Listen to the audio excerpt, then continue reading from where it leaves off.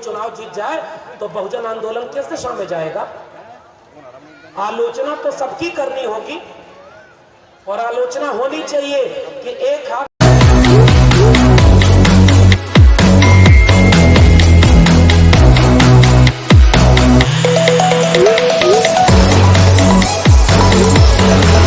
मूर्तियों से डर गए, वो विचारों से कितना डरेंगे इसकी कल्पना कर लीजिए। इसलिए मूर्तियां ताकत दी किस बात के लिए कि अब मूर्तियों से आगे बढ़कर उनकी किताबों तक चलो और उनके गुलामगिरी और जाति के विनाश को चलो इस देश के घर घर में पहुंचा दें। अपने आप क्रांति हो जाएगी और उस क्रांति को कोई रोक नहीं पाएगा। ये लड़ाई है हमारी, विचार की लड़ाई। और जैसे ही किताबें लोगों के बीच जाएंगी तब ये लोग अपने आप कहेंगे, ओबीसी समाज के लोग पहचानेंगे कि अब तक तो हम डॉक्टर अंबेडकर को दलितों का समझते थे, डॉक्टर अंबेडकर तो हमारे भी नेता हैं। किताब से ही ये बात पहचान में आएगी ना। आज जब डॉक्टर जितेंद्र मीणा यहां खड़े होकर बोल रहे थे या मैं खड़ा होकर बोल रहा हूं और डॉक्टर अंबेडकर जन्मोत्सव समिति के तमाम बहुजन लोगों के बीच में बोल रहा हूं, तो अब ये बताइए कि असल में बहुजन एका, वंचितों शोषितों की एका अब इस मंच पर दिखाई दे रही है जिसका ख्वाब बिरसा, फुले, अंबेडकर और पेरियार ने देखा था। हमें जोड़ने की जरूरत है क्योंकि हमारे पुरखों ने हमें जोड़ना, लड़ना और पढ़ना सिखाया था। और वो चाहते थे कि एक ऐसा भारत बने जिसमें जब सावित्रीबाई फुले और ज्योतिबा फुले महिलाओं की मुक्ति के लिए लड़ रहे थे तो उन्होंने 2 और संगठन बनाया था, बाल हत्या संरक्षण गृह, शिशु संगोपन गृह, और उनमें विधवा महिलाओं और अनाथ बच्चों का पालन पोषण भी करते थे। किसानों का कोड़ा 19वीं सदी में अगर किसी को अपने बदन पर महसूस हुआ तो उस नायक का नाम है ज्योतिबा फुले, जिसने मिल मजदूर एसोसिएशन का पहला संगठन इस पूरे इलाके में बनाया, ट्रेड यूनियन बॉडी। महिलाओं की मुक्ति का, मजदूरों की मुक्ति का, किसानों की मुक्ति का, वंचितों शोषितों दलितों पिछड़ों शूद्रों अतिशूद्रों की मुक्ति का ख्वाब देखने वाला नायक, उसे इतिहास में दबा दिया गया, उन्हें पढ़ने ही नहीं दिया गया। डॉक्टर अंबेडकर को पढ़ने ही नहीं दिया गया। 1950 में भारत आजाद हुआ और भारत रत्न देने का काम हुआ 1990 के बाद। मगर एक बात बताओ, आपने भारत रत्न दिया, चलो आपको बधाई, लेकिन एक बात है, जब तक भारत रत्न नहीं मिला था तब भी डॉक्टर अंबेडकर भारत रत्न ही नहीं विश्व रत्न थे। वो किसी पुरस्कार के मोहताज थोड़ी है। अरे भाई इस तरह देखिए तो ज्योतिबा फुले को तो अभी तक भारत रत्न नहीं मिला। क्या वो रत्न नहीं है? ऐसे ऐसे लोगों को अब भारत रत्न मिल रहा है कि ऐसा भारत रत्न न मिले हमारे महापुरुषों को तब भी वो हमारे जहन में जिंदा रहेंगे और आने वाली पीढ़ियों को ये कहते रहेंगे कि लड़ाई और पढ़ाई जिंदा रखना। तो आज जरूरत इस बात की है, इस मंच पर मैं केवल एक अपील करने आया हूं। वो अपील ये है साथियों कि आज वक्त कैसा है। मैं चाहूं तो अभी भी घंटों घंटों ये आपके बीच में बोल सकता हूं कि डॉक्टर अंबेडकर ने अमुक किताब में अमुक बात लिखी है, उन्होंने जीवन में ये संघर्ष किया, महात्मा फुले ने ये संघर्ष किया, उनका कोटेशन पढ़ूं और आपके सामने ताली बजवाऊं कि मैं बहुत बड़ा विद्वान हूं। मगर मुझे लगता है उससे ज्यादा जरूरी बात यह करनी है कि अगर आज डॉक्टर अंबेडकर महात्मा फुले होते तो आज वो कौन सी लड़ाई लड़ रहे होते और इस मंच पर खड़े होकर वो क्या बोल रहे होते, वह कहना जरूरी है। इसलिए मैं वो कहने जा रहा हूं। ये बोलना जोखिम भरा है और इस जोखिम का खामियाजा हमारे लोग भुगत रहे हैं।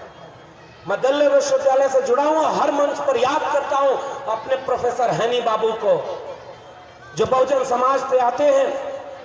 उन्होंने तमाम ऐसी पिटीशन दायर की, कोर्ट में लड़ाइयां लड़ी, तमाम वकील लोग भी यहां बैठे हुए हैं, कोर्ट में लड़ाइयां लड़ी। और जब वो यलगार परिषद से उनको जोड़ करके उनको आतताई बता करके पिछले 2 साल से जेल में बंद किया गया है। प्रोफेसर आनंद तेलतुंबड़े, जिन्होंने इस पूरे एंटी कास्ट मूवमेंट की आवाज को गांव-गांव इंटेलेक्चुअल ढंग से पहुंचाने की कोशिश की, वो आज जेल में है। गौतम नवलखा बरबर राव जेल में है। उमर खालिद सैफी जेल में है। हमारे तमाम बहुजन लोग जो हक की आवाज बुलंद करते थे वो जेल में हैं। तो उनका नाम लिए बिना बिरसा, फुले, अंबेडकर, पेरियार पर कोई भी आयोजन पूरा नहीं हो सकता, क्योंकि हमारे हिस्से की लड़ाई वो लड़ते हुए आज जेल में हैं और हम आप तो बाहर हैं। हम आप तो अभी भी बाहर हैं। हम आप तो अभी भी यहां बैठ करके गर्व से ये कार्यक्रम मना रहे हैं, लेकिन हो सकता है हमारे हिस्से की भी लड़ाई कोई और लड़ रहा था। हमारे हिस्से की लड़ाई लड़ता हुआ कोई गोली खा रहा होगा। बस्तर बकसवा के जंगलों में, हसदेव के जंगलों में आदिवासी हमारे हिस्से की लड़ाई तो लड़ रहे हैं। जो तमाम दलित पूरे भारत में गांव में खड़े होकर जाति की प्रताड़ना झेलते हुए लाठी गोली खा रहे हैं, वो हमारे हिस्से की लड़ाई तो लड़ रहे हैं। तमाम पिछड़े लोग जो कभी कभी बीच में हिंदू भी बन जाते हैं, वो लोग जाति के नाम पर अगर वंचना झेल रहे हैं तो वो हमारे हिस्से की ही तो लड़ाई है। अगर हम दिल्ली और आसपास के इलाकों में हैं और हमारे पास ये प्रिविलेज है कि हम इतना बड़ा आयोजन कर सकते हैं, तो वो बात कहिए जो यहां से कहना जरूरी है कि इस देश में आज सांप्रदायिकता की आग लगाई जा रही है और उसी की आड़ में 80% लोगों को हिंदू बनाया जा रहा है और 20% मुसलमानों का खौफ दिखाकर आपके बच्चों के हाथ से कलम और किताब छीन करके, तलवार पकड़ करके उन्हें दंगाई बना जा रहा है। हमारे दौर में अगर महात्मा फूले, डॉक्टर अंबेडकर, पेरियार, डॉक्टर राम मनोहर लोहिया, मंडल कांशीराम होते तो आज सड़कों पर खड़े होकर के कहते कि नफरत की आग बुझाओ, हमें मोहब्बत का भारत बनाना है, सबको मिलाकर एक करने का भारत बनाना है। इसलिए ये बात कहना जरूरी है। और कौन ये कर रहा है? और एक बात और देखिए, मैं गाजियाबाद में हूं, ये तो उत्तर प्रदेश में आता है ना। उत्तर प्रदेश में तो राम राज्य दूसरी बार भी आ गया, उफान पर है।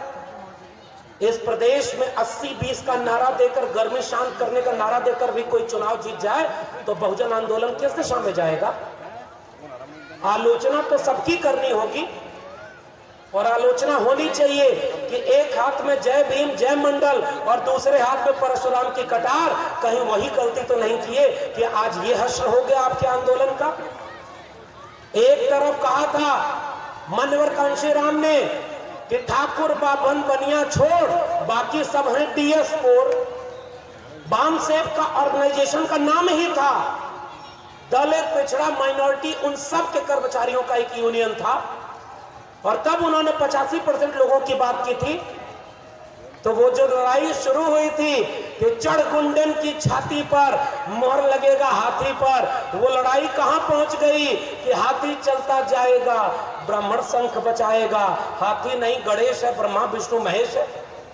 तो ये समाजवाद और अंबेडकरवाद की लड़ाई कमजोर केवल और केवल इसलिए पड़ गई कि आपने अपने विचारधारा से समझौता कर लिया। क्या शोषक और शोषित एक जगह हो सकते हैं क्या? या शेर और गाय एक जगह खड़े हो सकते हैं, एक हो सकते हैं क्या? जब हितों का टकराहट होगा ना, तो कब कौन आपका गला काट लेगा आपको पता नहीं चलेगा। आप उन्हें खुश कर रहे थे। हमारे यहाँ बारात में जब बारात आती है तो फूफा नाराज हो जाते हैं। हर बारात में फूफा नाराज हो जाएंगे। तो फूफा नाराज होकर के किसके खिलाफ जाते हैं? बारातियों के खिलाफ नहीं, घरातियों के खिलाफ। और अंत में कब खुश हो जाएंगे पता ही नहीं। इस प्रदेश में कहा गया कि कुछ लोग नाराज थे, उनको अपनी तरफ ले आएंगे तो सरकार बन जाएगी। उन्होंने 90% वोट उनको दे दिया जो रामराज की बात करते थे। आपने अपनी विचारधारा से समझौता कर लिया, वो आपके नहीं हुए, और जो आपके थे वो पराये हो गए। आप राजनीतिक रूप से यहां आ गए। ये आलोचना करना जरूरी है कि नहीं जरूरी? ये आलोचना जरूरी है कि नहीं जरूरी है? मैं आपसे पूछ रहा हूं। अरे हम नहीं बोलेंगे तो कौन बोलेगा? और अभी तक मैंने तय नहीं किया है कि मुझे किसी से टिकट लेकर चुनाव लड़ना है।